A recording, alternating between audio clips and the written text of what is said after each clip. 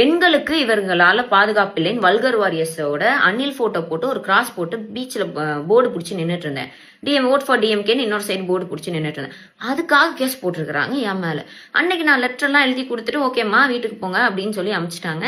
ஆனா இன்னைக்கு கால் பண்ணி அது வந்து கேஸ் போட்டிருக்கோம் அப்படின்னு சொல்லியிருக்காங்க. 4 மணிக்கு விசாரணைக்கு வர சொல்லியிருக்காங்க. விசாரணைக்கு போக போறேன்.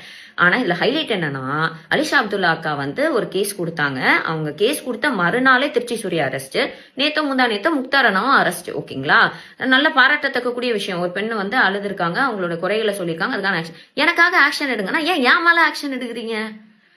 அண்ட் இன்னைக்கு வேற வெள்ளிக்கிழமை வேற, சாட்டர்டே சண்டே கோர்ட் வேற இல்ல. ஸோ 4 மணிக்கு வந்து விசாரணைக்கு போறேன்.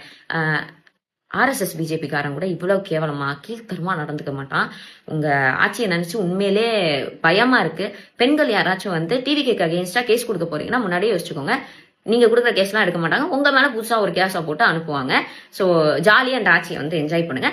போயிட்டு வந்துட்டு நான் வந்து மீண்டும் உங்களை சந்திக்கிறேன். கொஞ்ச நாளாவே ஜூலி வந்து ரொம்பவே அமைதியா இருந்தாங்க. ஸோ அந்த அமைதிக்கான காரணம் இப்பதான் தெரிய வந்திருக்கு. ஸோ பயத்துல வந்து பார்த்தோன்னா ஜூலி இருந்திருக்காங்க, எங்க நம்மள அரெஸ்ட் பண்ணிடுவாங்களோ அப்படின்னு சொல்லிட்டு. ஸோ இப்போ ஜூலி மேல கேஸும் விழுந்திருக்கு. பட் எதுக்காண்டின்னு பார்த்தீங்கன்னா அவங்க அனில் போட்டோ யூஸ் பண்ணதுக்காண்டி. சிஎம் விஜய் அவர்கள் அண்ட் விஜயோட ஃபேன்ஸ்ல எப்பவுமே அனில்னு ஒரு பட்டப்பேர் வச்சு கூப்பிடுவாங்க. அதை வேணுக்குனமே ஜூலி ஒரு போர்டில் போட்டு அதை தூக்கிட்டு பெரிய பிரச்சாரம் பண்ற மாதிரி பண்ணியிருந்தாங்க. ஸோ அதுக்கு தான் பார்த்தீங்கன்னா இப்போ கேஸ் விழுந்திருக்கு. அண்ட் இதையும் ஜூலி உங்களோட வீடியோ சொல்லியிருந்தாங்க, நீங்க யாருமே சந்தோஷப்படாதீங்க, கிட்னி திருடுற கேஸ்லாம் கிடையாது, இது வந்து நார்மல் கேஸ் தான், நான் வந்து போலீஸ் ஸ்டேஷன் போயிட்டு வந்துருவேன்னு சொல்லியிருக்காங்க.